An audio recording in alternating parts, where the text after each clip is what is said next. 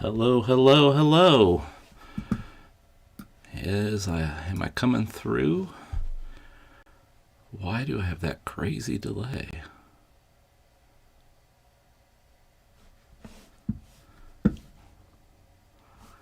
Huh. How you guys all doing tonight? It is a Monday for the Toy Armada. Live with Aaron Archer. I am Aaron Archer, a 30-year veteran of the toy industry, mostly at Hasbro, Kenner, and independent projects. Mostly an artist than a toy designer these days, but I spend a lot of time in the toys, so we talk about toys, particularly Transformers, and I like to talk about the whys things happen, not so much the toys, but why people think the way they think. So I hope I'm coming through. I'm reestablishing the new studio in the old space. Sounds like everybody can hear me. How's it going, TFCON 2002? Good to see you. Harshay, Patrick, Larry, good to see you. I'm going to see you this weekend, right? El Kevo, Blunghole, and of course Ninja. How you doing? Ooh, bringing the macaroni. I had a piece of cold pizza for dinner tonight. Maybe I'll be drinking Guinness for dinner tonight. We'll see. So I am back in Ohio, taking care of our property here. Wasn't worth selling, and it's such a great spot for what we have. Just decided to come back and live here to maintain the property, because you can't leave a property empty, and we didn't want to rent it out. So anyway, here I am. I tilted the studio. I'm at the corner, facing the corner now, whereas before the computer was right here, and you would have seen directly behind me.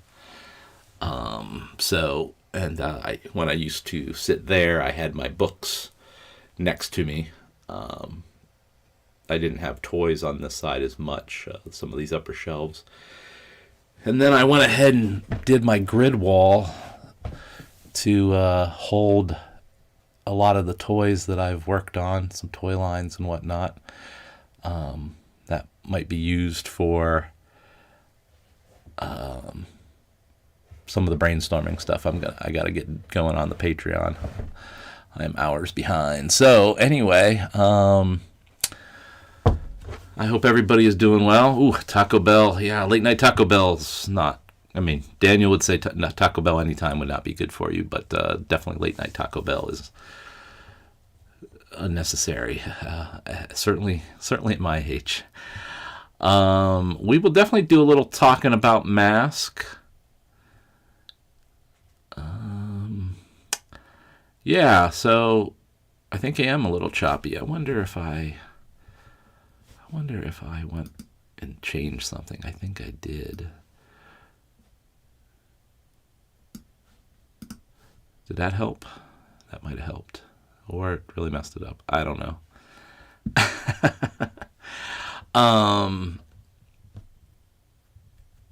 Yeah, I'll be at my table with Proto Man this weekend at TFCON LA, Burbank.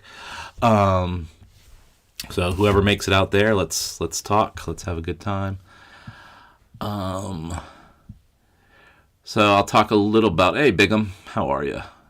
Wind Charger.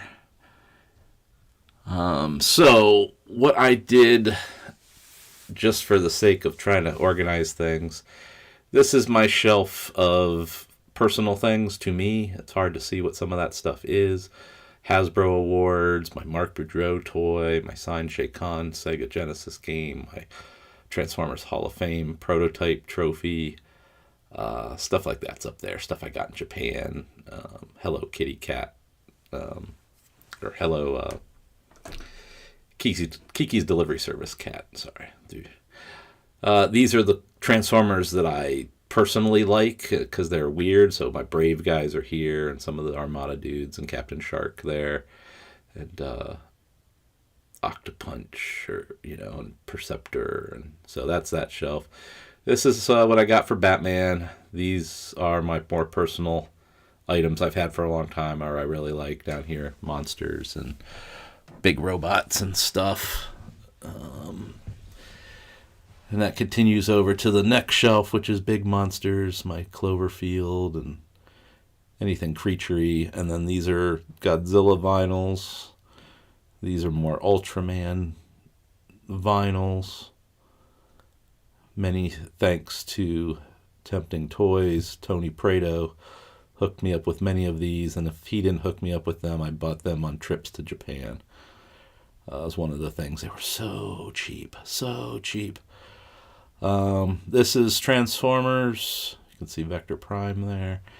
This is Transformers, a lot of Armada characters there, and up here are more of the new versions of my Armada characters. I decided to take the Voltrons out of the box and kind of put all my large format robots together. I'm just missing my Super 7 Stormtrooper, but I used to have him out, so he's put away at the moment.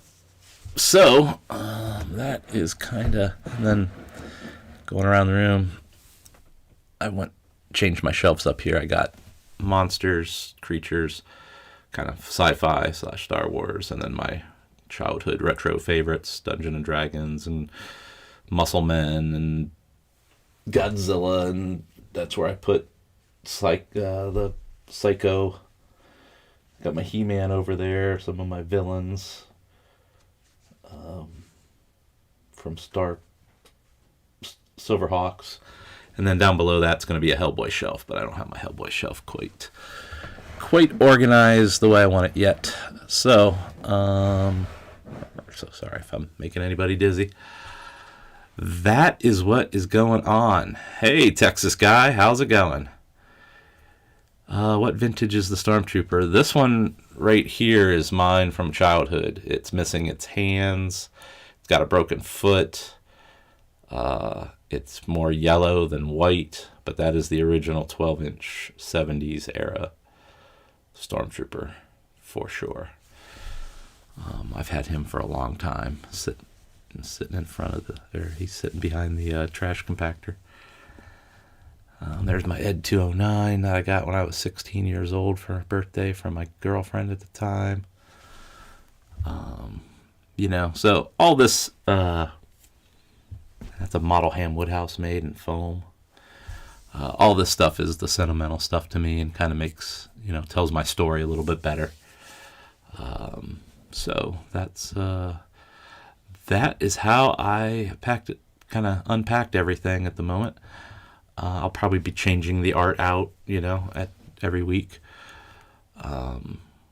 Maybe I'll change out what sits right here. I used to like that on the shelf. Cool. Yeah, I think I changed the frame rate messing with stuff. Sorry about that. Yeah, so that is the vintage of that Stormtrooper. Yeah, Mask got announced. That was pretty cool. Sounds like they scanned the toys and touched them up and added, more modern, probably, whether it's 5mm ports or whatever, but the blast effects and different things, making a more modern action figure, so to speak. They look good. For me, I struggle. You guys know this if you're with me every week that I do this. It's like if they're too retro, I just don't know. I'm curious about the prices, I guess. But they are fittingly retro. That is for sure.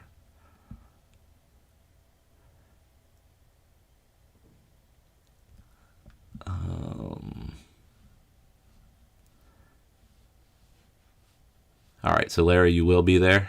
That sounds good. Patrick Brown. Okay, so, ladies and gentlemen, I am 52 years old, going on 53. I am one of those people who saw the original run of Star Wars in the theater. I was 5 years old.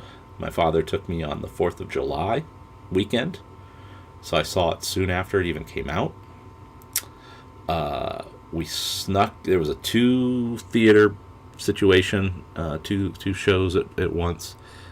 Star Wars was sold out, but my dad bought tickets to the other movie, and then we went and got popcorn or something and then went into the theater. So the first time I saw Star Wars was from the trash compactor scene onward.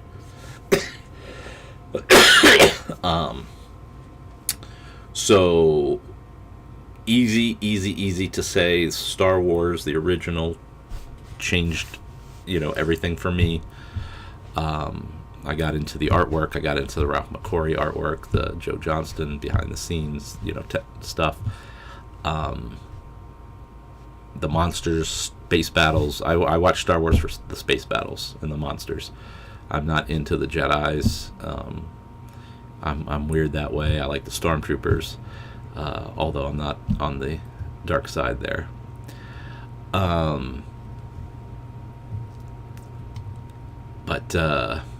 So I'm an original Star Wars guy. It changed my life. I had all these kind of trivia books by a guy named Rusty Miller. Look it up. I was hook, line, and sinker, the right age. I didn't have all the toys at all, but I did have a lot of the media, magazines and the comic books and all that kind of stuff. So Mask, yeah, I saw John Warden was working on that, which is great. That's the kind of polish you want to bring to it.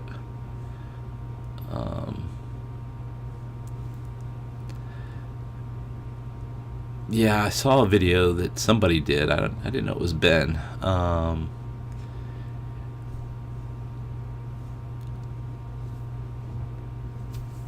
Hey, CD Freedom, how are you? Yeah, it makes sense that they made the action figures better. Mask is not a deep story. We remember the vehicle shifts and just characters having masks. But Mask is a tricky one. Who made the masks? What do they really do? Is it just a neural link to transform a car? Why were they battling? What was it after? It's very kind of bad 80s storytelling on those for sure. Unfortunately, we all love the idea of Mask. It's kind of like how I feel about Silverhawks and a few of these Stretch Armstrong, some of these older brands that, ROM sometimes, more fondly remembered than actually remembered. No one has been waiting, few have been waiting, for some of these things to come back.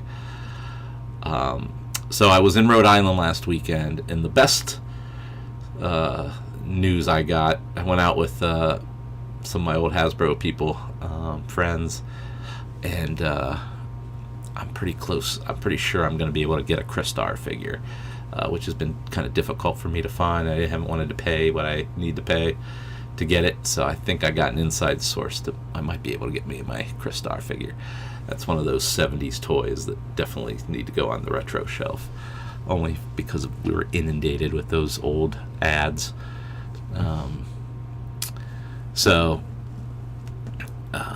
That was fun to go out and see some people. I'm not going to name them here because everything's so volatile. Wouldn't want anyone to get the wrong impression, but had a good time, and then I took off on Saturday to drive here. I'm bouncing around a little bit, and I had this little bit set up from the last time I was back, and then I just cleaned it up a little bit this week. Went to Jo-Ann Fabrics today to pick up some more. I like these odd-sized canvases. I got 3 different sizes. If this doesn't tell you I was in love with Star Wars Ralph McQuarrie paintings, this weird format. I love wide, short format. So I went and bought some canvases and whatever markers they had that I needed, which I did get a few. And I bought some of the paint I like for my Planet stuff. So I crept on Joanne today, that's for sure.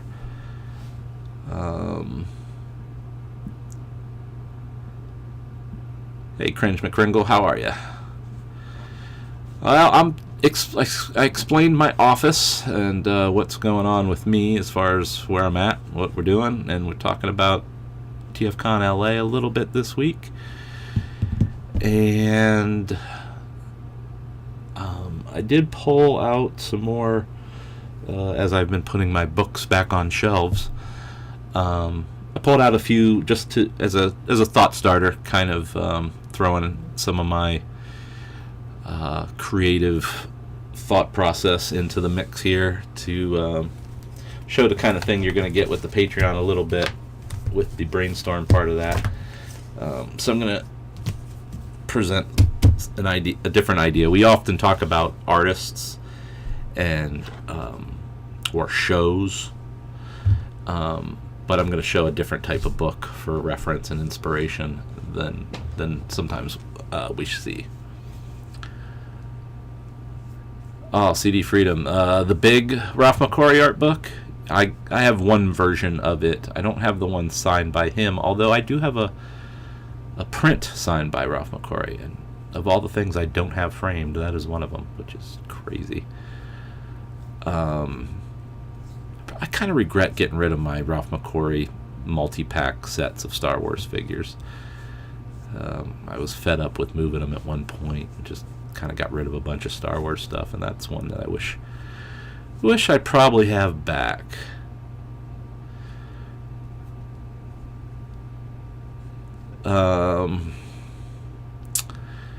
Ninja, thoughts on Ninjatron? Thoughts on Mattel getting the license to DC again? Yeah, I saw that. Mattel doesn't mind going in and out. They did it with the dolls and things, the Disney dolls. They needed to anchor something. Dance with the Devil, versus, maybe working extra hard to get the Disney/Marvel stuff. At this point, the industry is kind of tricky, so you might as well lean into what everyone already knows and does best. Maybe one decent way to look at that. Makes sense. DC needs to go to a big company whenever they do movies. If this James Gunn stuff takes off and there's any kind of toy industry, you're going to need more of the, as we've seen in Transformers, more of the play feature type play at that lower aged child who it's one motion, it's a flick, it's an action, and get some of those dollars. And quite honestly, Todd McFarlane doesn't really want to mess with that kind of engineering. I mean, I'm sure he's capable of figuring it out or paying for it, but that's just not an easy type of product to produce without a lot of know-how. So I'm guessing going back to the Mattel is to circle the wagons and make sure the future is at least in a more grounded place. Because you might also be seeing the edge of collector fatigue. I don't know, how McFarlane's been doing with all that stuff, so I can't speak completely. But there might be... you can't just rely on that, right? We're all very fickle. Look at how we're all talking about Leo Kaiser and stuff. So they got to seed it back to the kids, that's for sure.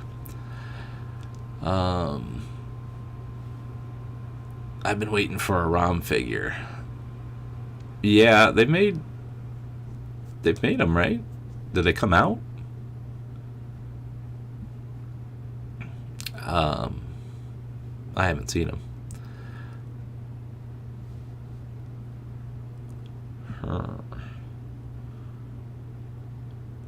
I'll be right back. Hold on a second.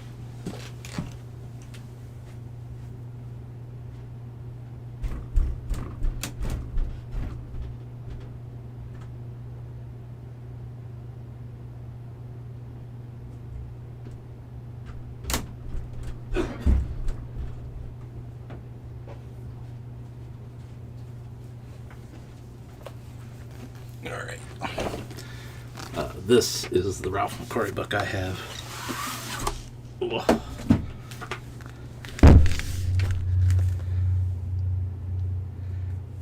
And I don't often go through this, but it's just amazing.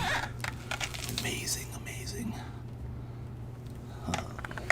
So there's like a signed version of this this was produced at the very end of his life. So there's like a limited signed version. I don't have that one, but even this book is kind of hard to get, probably worth a lot more than what I originally paid for it to the right person. So I don't know if that's the one, CD Freedom.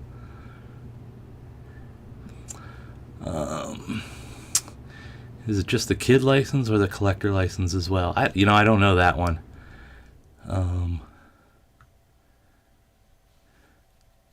Reflex Prime. Let me get back to you on that real quick. McFarlane says he's doing... Yeah, he may change up how he approaches it to get a little bite of it. Because he's a comic guy. He knows, how to help DC sell products, but they might license it where he's only getting certain things.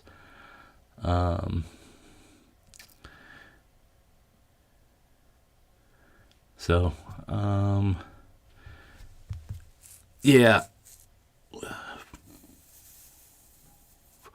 Yeah, I have a couple books like that. There's a guy named Charlie Harper who does wildlife, graphic birds and animals and things. You've definitely seen his work. I got a giant book of his work too. I'm when you guys see me at shows, I get asked a lot, what kind of toys do you collect? And I collect loose toys and things that mean something to me. But my real collection is original artwork and art books of all stripes, which gets me into this real quick.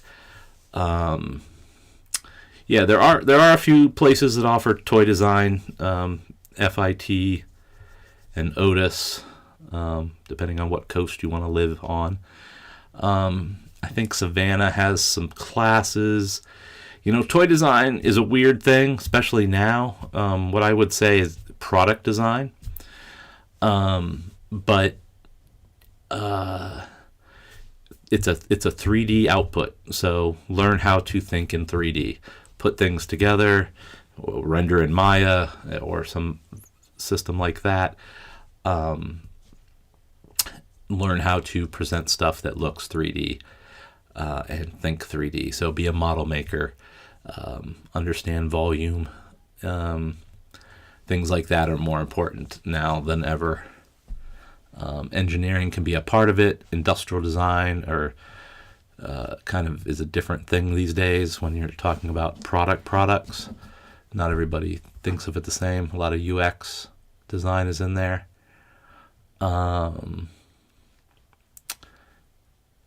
And then if you are a model maker, mech tech type person, you like to make things spring and pop open and stuff, you can develop that skill as well. But the inventor world for that kind of stuff is trickier more now than ever. So I don't know if that's as viable a path. Yeah, I don't know that one, CD Freedom. I still have my Empire Strikes Back portfolio. I haven't come across it in the last minute, but I know where it's at. I loved the Ralph McQuarrie portfolios as a kid. For those of you who don't know, he kind of would do these, a series of them, 20 or so for each movie, that set up a lot of the scenes and look of the movie. And they would do a portfolio for each film. And that's pretty much what I had on my bedroom walls, for sure. Ralph McQuarrie artwork. It wasn't Lamborghinis or football players or I don't know what, Farrah Fawcett.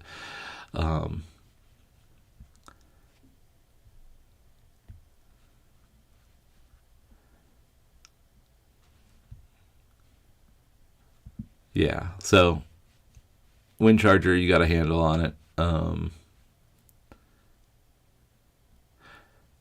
Toys, you can get into toys a lot of different ways at different times, depending on what's happening, because it's so media connected, So I was a storyteller, I was a style changed person, so I could flow with, animated or realistic, or let's come up with a new study and look. So I was very versatile that way. I also liked getting into different aspects of the promotion, and in some cases even the law kind of stuff behind toys. So I had also worked in printing, greeting cards and boxes previous to starting at Hasbro, so that was a very analogous skill to printing packaging and creating packaging for toys. So for me it was a collective of a lot of the things I was interested in and skilled at, even though I didn't have that 3D background at that moment.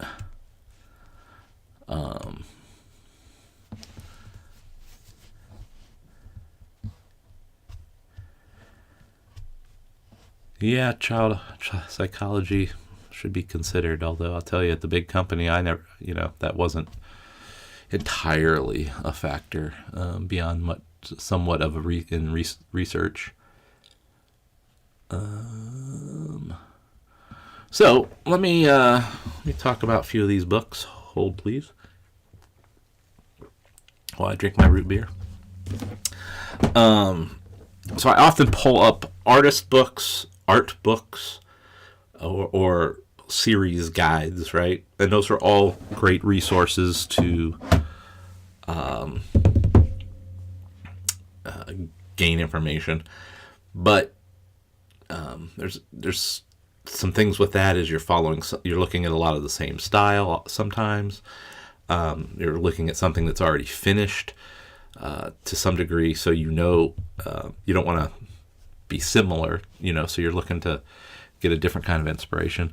So I thought I'd pull out these books that are more photo-based collectives of different types of product. So we talked about this one a couple weeks ago, which is the Takara 74 to 04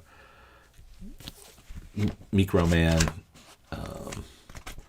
overview of every era of Microman, and then some of the anime and prototypes and interviews with the people that had something to do with it.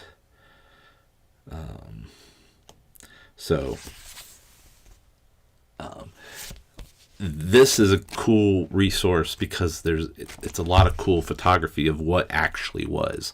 When you're looking at 2D art, you're getting weird renders of how people draw. CD Freedom, how do you describe an artist's style? I will get back to that. So we talked about this one. This was, kind of also a different type of perfect guide, but for toys. I'm going to go just by size that I have here. I got this Robots and Spaceships book. It came out quite a while ago. I think this one's collectible too now. But it's essentially all kinds of old tin toys. Okay? Not all the same manufacturer. But in a vein, right? I'm trying not to break the spine, so I apologize. And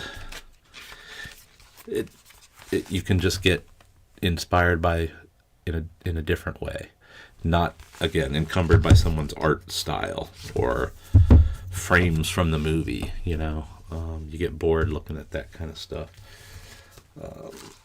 This one is ray gun, and it's just photos of all the 50s and 60s and 70s kind of goofy toy ray guns. You wouldn't believe how important a book like this is when you're endlessly trying to come up with weapons that don't look like real M16s or Kalashnikovs or whatever else. Trying to find forms, flip it upside down, and what's that mean? And that helps. Books like this help. Again, not encumbered by someone's style or anything. Okay. So how do I describe someone's style? It's for me, it's whatever the person is in their most comfortable place, executing the way they would do it if someone didn't prefer or ask for anything else. It's a very mysterious thing. But I don't think of style. I think of just being true to how you want to make marks on the paper or canvas or whatever. And if you're committed to it and you like it, that becomes your style. And those all come out of, I'm sure style trees we could debate. Are you anime? Are you, kind of gothic Tim Burton-y? Are you from the Marvel, how to draw Marvel, the comics, comics the Marvel way? Are you inspired by more illustrative pedigrees, color, black and white? You can certainly zone people in, and then within each one of those, are you Sal Buscema? Are you Gil Kane? Are you Steranko? Are you, and how do you get from Steranko through Michael Golden to McFarlane to Jim Lee? So being true to what you like to do kind of, I believe, just creates your style or how people perceive your work. And if it's honest and you're trying to do your best and you feel good about it, that's how you get identified as being unique. So I hope that helps.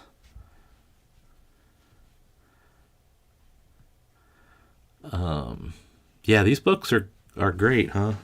I got a couple more. This one is all vinyls. I have a couple of these. I have one that has all the jumbos as well. But, all these just... And again, when I'm just trying to be inspired, looking for anything to colors or blends or shapes, I like looking at this, because again, to the question about style, I need to make my stuff unique, right, in the toy business, right, or in my own art, so I don't want to look too close to any one artist, right, so that I'm not going in that direction too much. So again, that's why I'm bringing up the photo books tonight, because I think they are a different approach on how to think about this.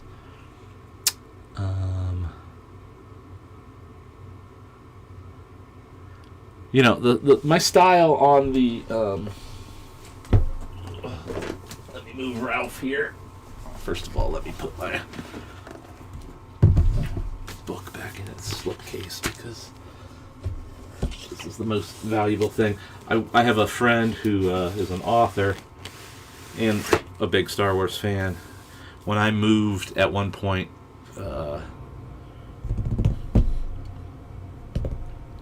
I guess back here, and then was moving back and forth in between the houses here. My house wasn't set up when we first got out here. I had him hold on to this for a couple months just because I didn't want anything to happen to it. So a little crazy. So anyway, my style is about making marks and trying to be impressive, kind of quick hit impressions, shapes and vibe, more than accuracy and detail and perspective in every perfect scenario. And then it can be ramped up and down from there.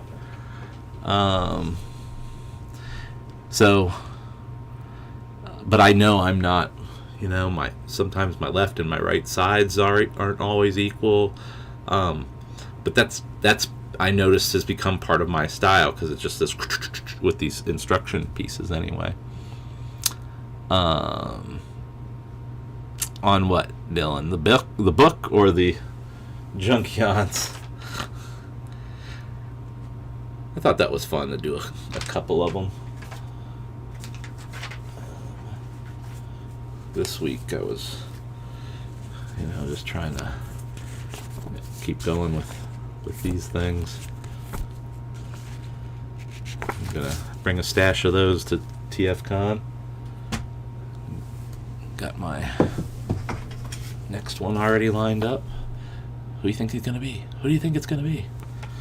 But I got a stash here, so we'll see. We'll see how many I can get done. I got a few things I want to do as well. All right, so the last book here is another one of these. This is like the toys of the 50s and 60s, like the weird. It's not only robot toys, but and ray guns, but it's got like the kind of the Green Army Men version of space. A lot of this stuff was made in England back in the day. But kind of get a perspective on the time and place some of that stuff comes from too.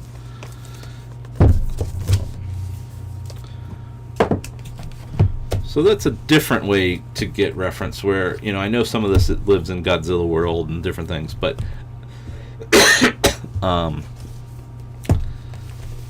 to look at real things and be inspired a different way versus just looking at technique and artists and style, because sometimes you might not be attracted to certain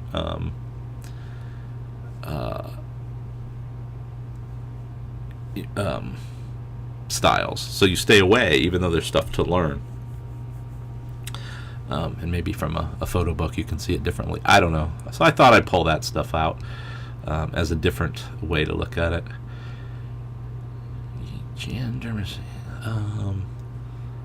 Oh yeah.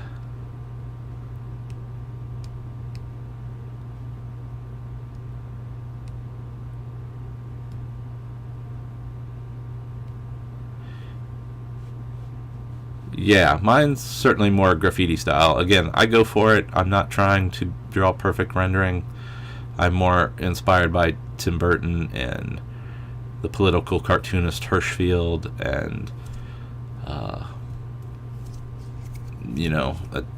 kind of a different thing. I'm not a Jack Kirby tight line kind of person.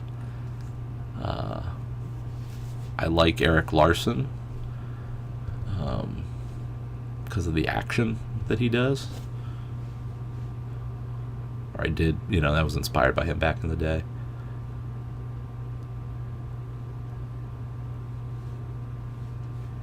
Yeah, okay, well, that's another reason that books like this, can inspire creatives or thought process. You run into things you just haven't seen before. And with that, you can...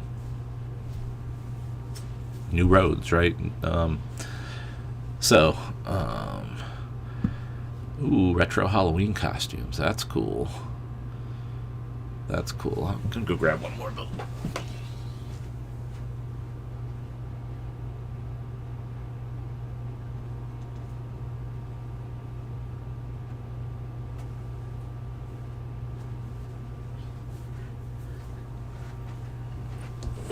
Here's the other one I was talking about. Apparently this one is kind of collectible. These are all the jumbo Machinders kind of stuff from back in the day. And I just got to tell you, anybody who, has endless money and wants to ever gift me something amazing, it'd be this dude right here. I looked high and low trying to figure out how to get I think his name is Beat Fever. There's just too much interesting about that guy. Bummed out I sold my Shogun Warriors sometimes. Would have been much further along on my collection. But, this is a cool little book. Cool little book that I bought in Japan for, probably $9.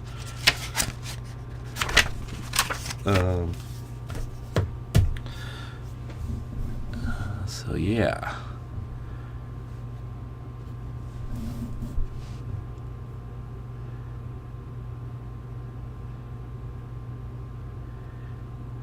Yeah, I would, El Kevo, I would put them in the middle category of sketchy, but I know what you mean. Jim Lee and Silvestri and Turner, they're still pretty tight. You know, Sam Keith would be more sketchy. You know, you run into quickly getting into more auteur area than traditional comics, for sure. The sketchier you get. The medium is not always fond of that. You know, but at the same time, Joe Madico, no, not Joe Madico, Joe Madeira did that early Deadpool stuff. You know, he's pretty tight, but he's got great action.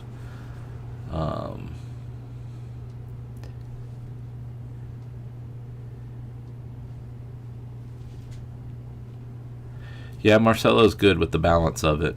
You know, some people like to be very technical with it and get those details because they matter to those people more so than maybe what I do, which is the impression of the character, versus being perfectly representation of what the toy was or the anime was. And that's, you know, you guys, I think I succeeded in toys because I was always trying new things, and that's what they got out of me, and it all worked out. Because I would have suffered greatly if I was forced to very technically draw the same stuff the same way over and over and over and not be asked to come up with new things. So right place, right time for me. But yeah, Marcelo does a great job with that balance, and can go deeper if one wants it or not. You know, not every project or output is needed to have that same level.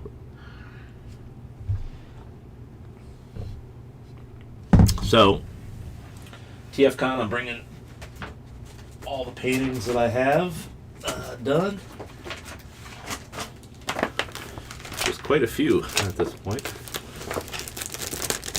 So let's show a couple of these.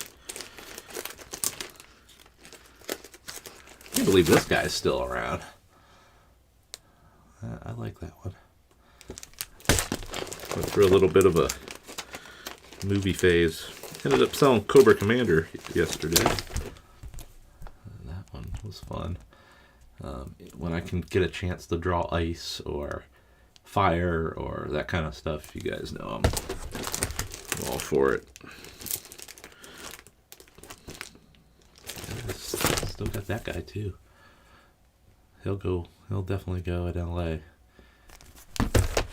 So I'll be bringing all this stuff, some of the paintings. So looking forward to that.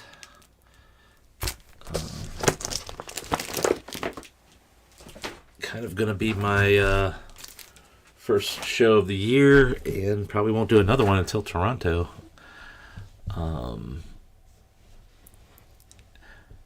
Hey, Yang Kangma.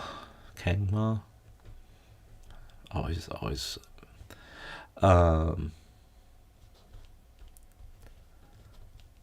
I heard Guido Guidi designed his Transformer comic characters to be easily made into toys. Yeah, when he got a chance to create some of them, that was probably smart. He worked on Drift, right? You know, sometimes if things are drawn too wild, you know, they just won't ever get translated correctly. You are correct there. That's for sure. So Ninjatron, you're not traveling to TFCon, right? I'll see you in Toronto.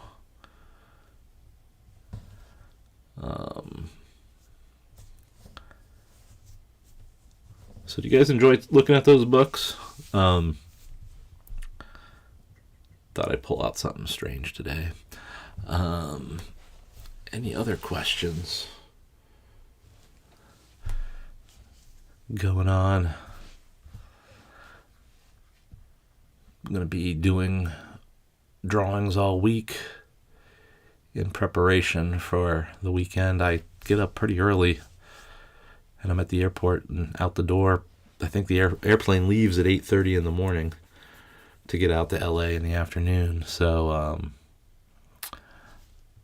I'm pretty much done Thursday night here and head up to Cleveland for the flight. So Friday is an all-day event. So I only have a couple days to get stuff done. Fortunately, having moved, I know where everything is and what I need.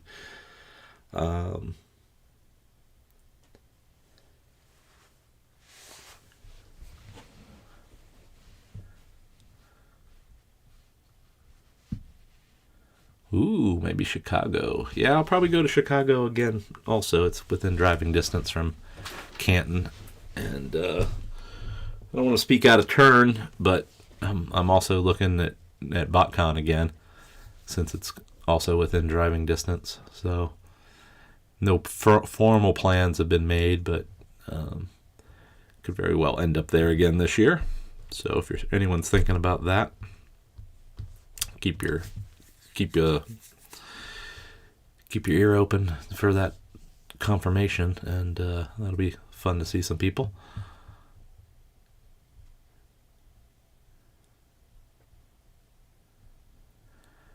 The cool part about your art is that when you do detailing, you put as much as you can. It's a special occasion when that happens.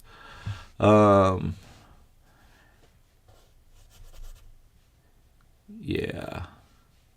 Well, thanks. You know, for me, it's very, I try to execute it very graffiti-like. You know, if it needs to get too rendered, that's when it should be a painting. These are folded pieces of paper that I'm drawing on. They're not, I feel like, anyway, I can only make it so high end before there's a tipping point that doesn't make sense as far as how much work do you want to put on a piece of paper like that? How much can you ultimately charge for a folded up piece of paper versus a canvas? So there's, you know, so that's how that ends up. Yeah, Ninjatron, you're probably like me. I've given away so many books. Sometimes I go to find them and I'm like, do I just not know where this is, or did I give it away? I've run into that a few times. One of the casualties of moving multiple times over the last 15 years is that I have gotten rid of a lot of the interesting fat that you get collecting any kind of one thing for a long time. And I've gotten rid of a lot of books, trade paperbacks for sure, comic book trade paperbacks. So that's funny that you have that book. Yeah, the Onyx Prime toy. That was very cool. Very cool. We're a week out. I think I am giving my presentation, me and Daniel, on Sunday. And we're going to talk about the 13. That is going to be the topic of our presentation. So we will talk about Onyx Prime for sure. And I'm sure that'll get recorded and probably be made a long format Toy Armada with Aaron Archer video. Don't hold me to that, but that would probably be the plan, like we did the Vector Prime version out of Baltimore.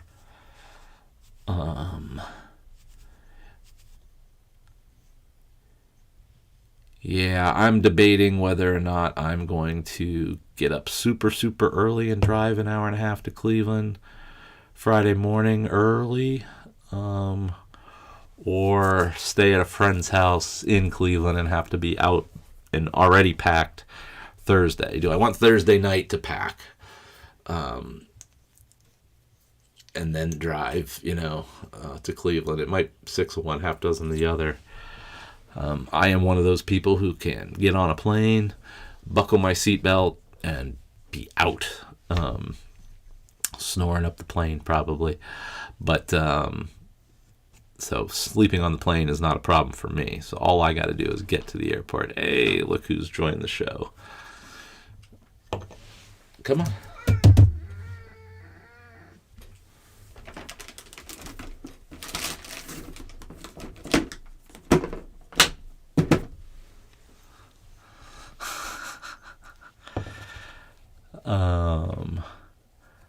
So yeah, that Onyx Prime definitely does look great. I just hope it's not made of metallic plastic. But it definitely envisions the kind of concept of the core beast former, right? Being a centaur and everything. Very cool. What's your favorite Transformer toy at this toy fair? That Onyx Prime was pretty good. The Sideways Cybertron is interesting. The Scorponok was interesting. Those are the ones that stick out to me, but I'm not sure I saw everything either. But I'll tell you, I'm not into the Constructicons. I don't know. Again, the same guy over and over and over. Just I'm a little bored. No matter how better this one might be, it's no indication of how great the toy probably is. It's just I'm fed up with it. Just period. I had that item as a kid in the 80s, so I'm just like, I like new. Anyway,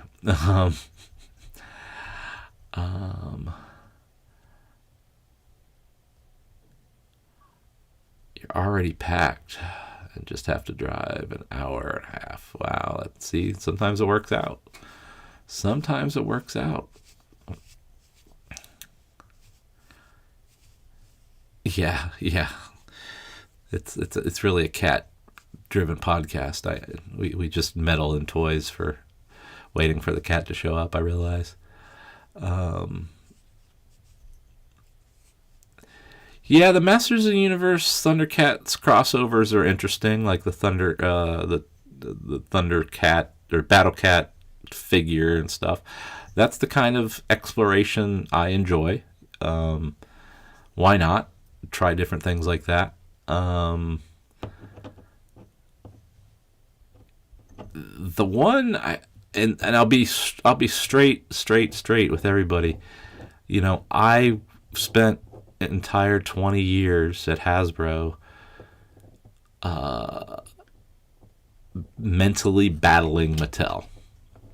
Whether that was we were worried about stock price, hostile takeovers, who would get what licenses, stories you heard, like how they treated or didn't treat, or just whatever it was a largely internal propaganda war. You create enemies where there aren't actually enemies, but so not a fan of certain things, Hot Wheels, and then all their car guys and everything, like whatever. I'm not a car guy, so all that's just funny to me, how serious people take some of that. But just seeing those Hot Wheels Transformers, I felt like the war had been lost. But I'm an old soldier.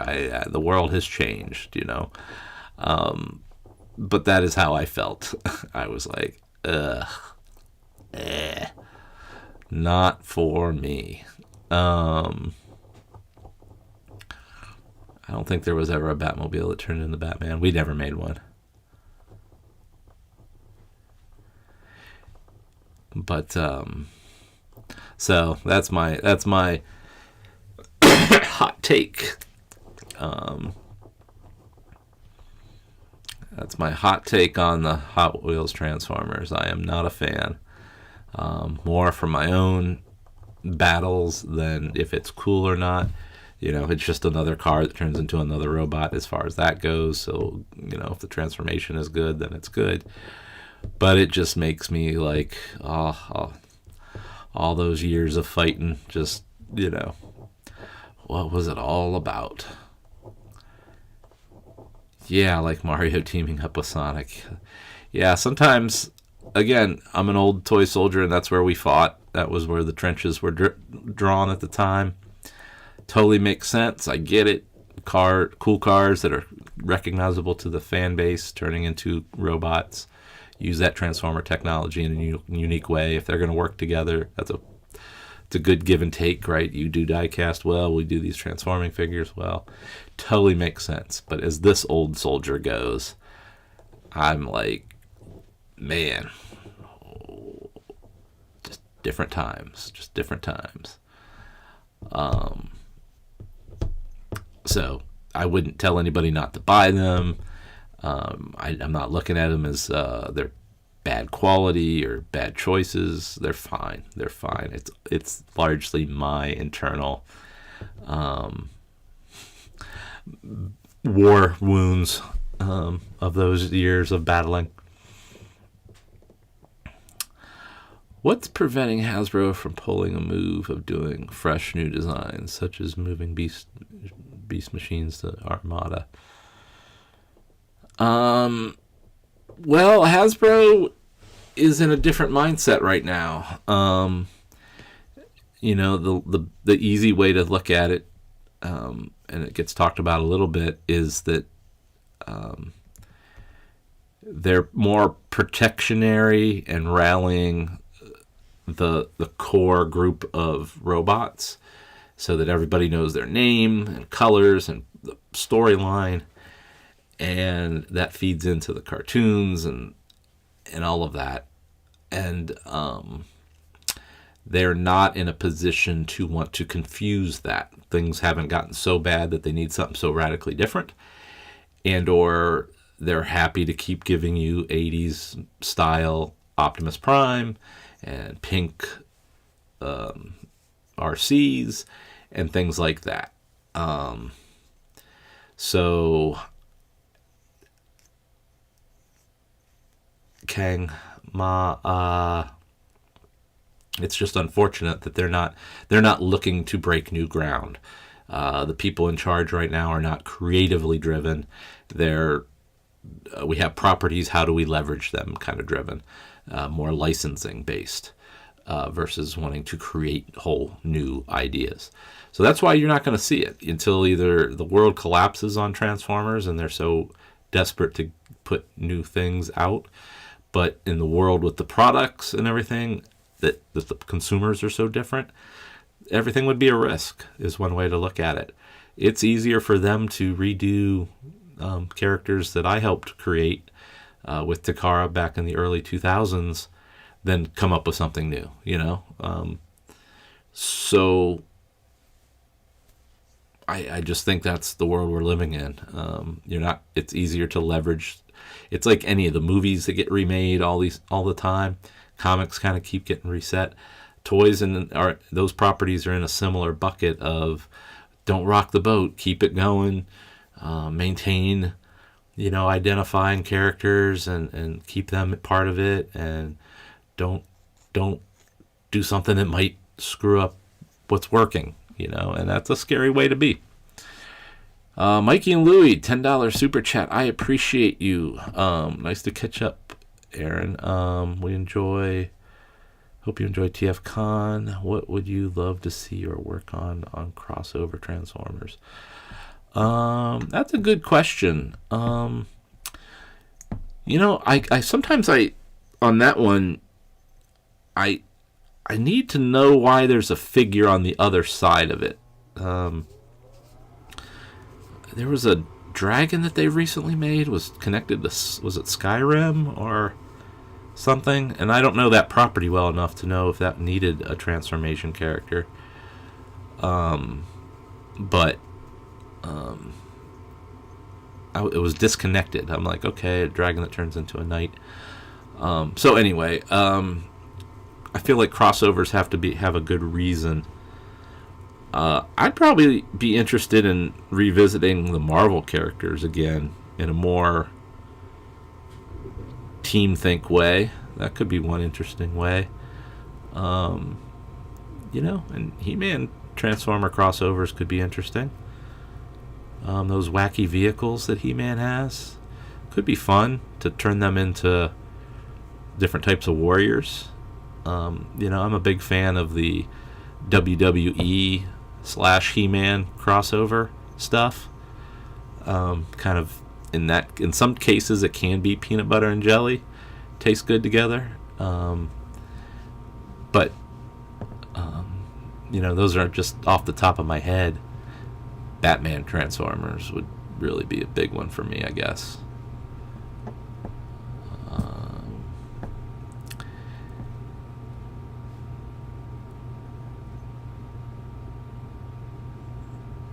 Yeah, you gotta. I mean, companies don't move until the well has run dry, often, and left such a bad taste in buyers' mouths that they like, oh, this isn't what it used to be, and they have to be radically different, and that's how you got Beast Wars, right? Absolutely. And then RID came in and was like, hey, remember this? It was very, very different.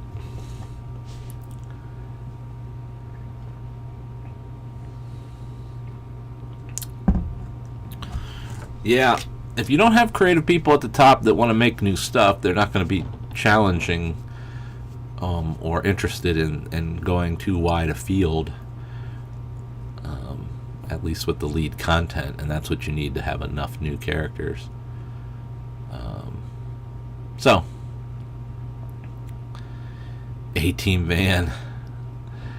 Yeah, A-Team Van was always on the short list, but A-Team Van you're definitely talking to the old fogies at that point. And how many of those guys who do you turn the A-Team Van into?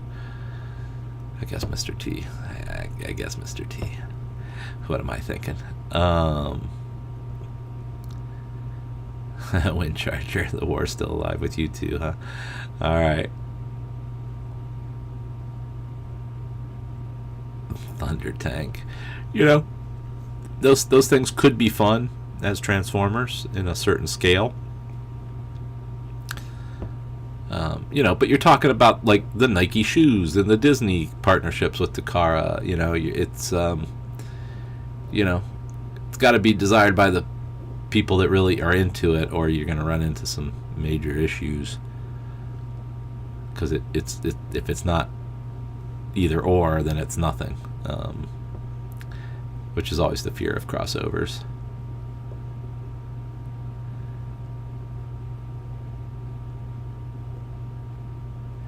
But the nice thing about He-Man vehicles, they're so chunky and odd. They'd be good candidates because they're solid as well, to hide internal articulation and detail. So I think that could be a good way to go.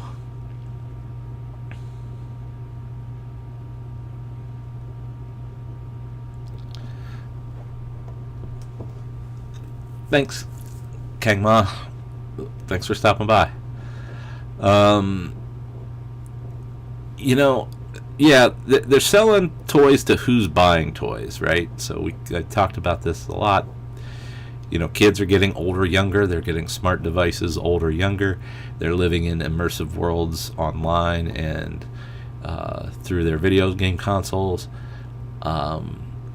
Whether it's making cities and things in Minecraft or the Sims or City Builder, which is what my son does,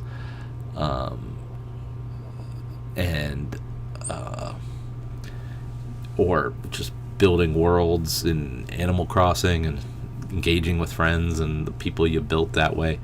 It's so immersive, and I really do think that the broadness of toys has had to shift, and it's either this before they get that device kind of action play, Imagine Next a little bit, the Rescue Bots and all that style of play, and then it just leapfrogs kind of, you have these little droppings of kid play, but after that it becomes very collector and replica really quick.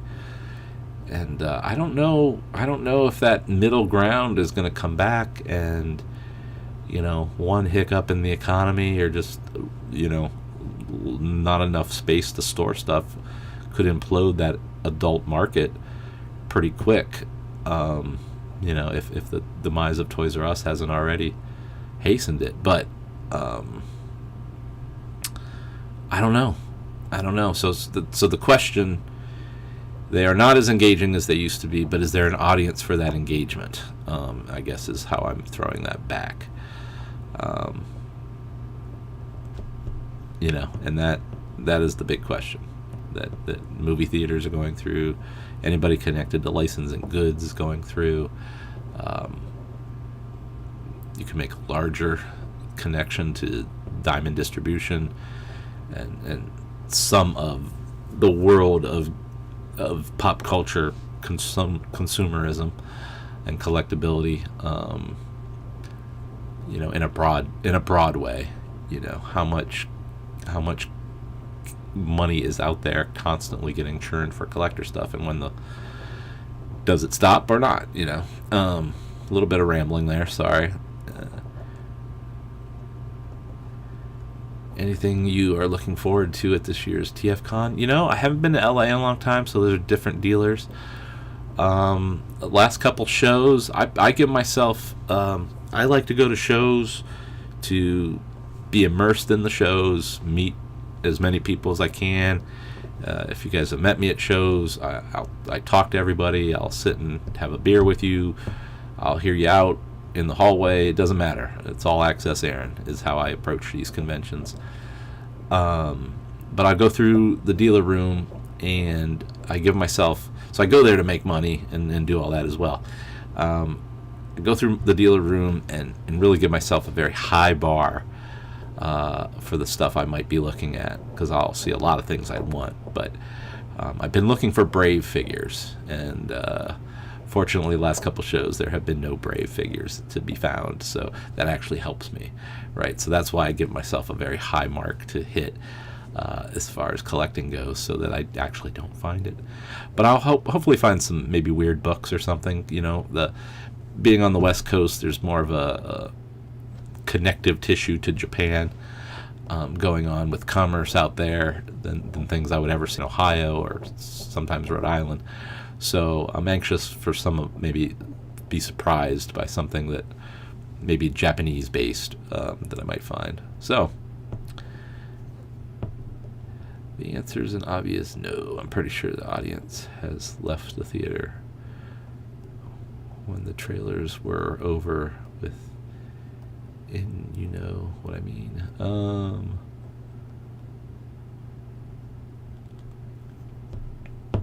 Not sure I'm following you in, Charger.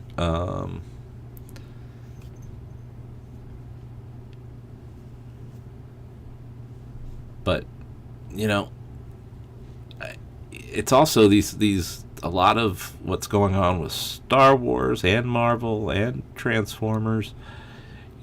People are into it. People like it. You've set up a series of quality, and then you start schlocking it out or not caring as much, and expect people to just keep dragging along. Lord of the Rings also, maybe. Finishing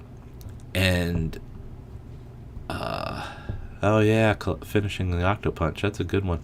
That's probably the thing I probably should look for. Thanks for the reminder on that one. I lost my train of thought where I was headed on that one.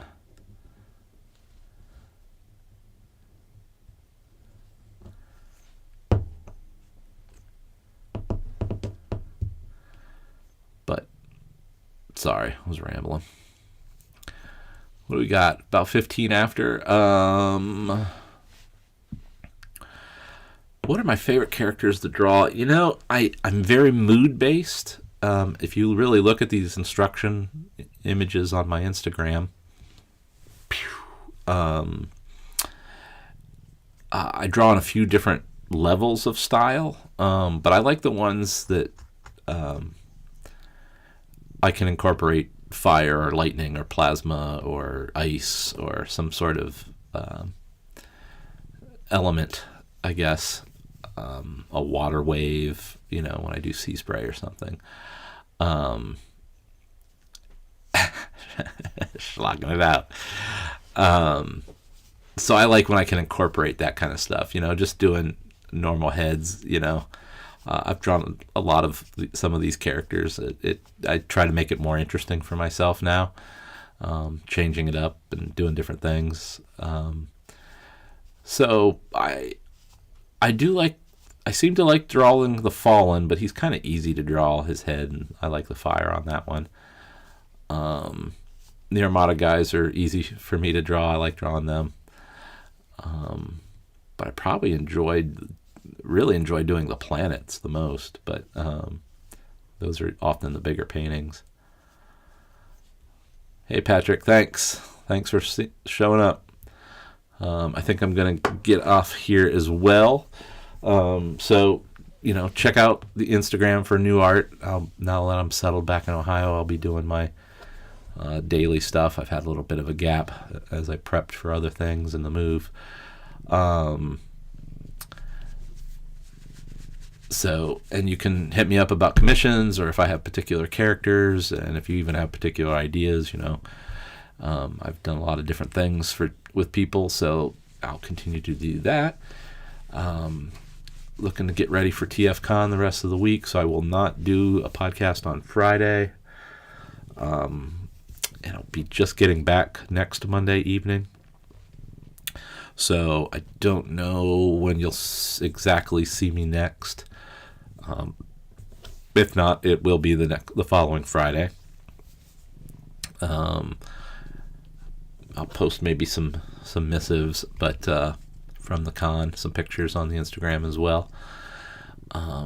Mikey and Louie, thank you for the super chat. I appreciate that. I am, largely an independent contractor, so all this stuff contributes to keeping the plates spinning, even $10. So I appreciate your time on that and money.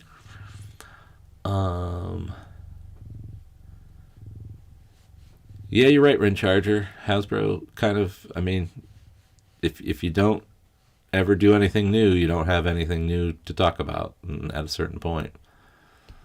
I'll get back to the Patreon stuff that I owe everybody right after the con as well. I have a stack of things I gotta get out and email and everything else. So appreciate all the patience on that. But with that, I think I'm gonna end it, and I appreciate the dialogue. Hope everybody had a good time with the books. So Bigum, T-Formers 2002, Arche, Larry, Windcharger, CD Freedom. I appreciate everybody. Reflex Prime, good to talk. Texas guy. All right, we'll see everybody next time. Next time, me and my co-pilot Ninjatron here. Good seeing you, and I'll talk to you guys all next time.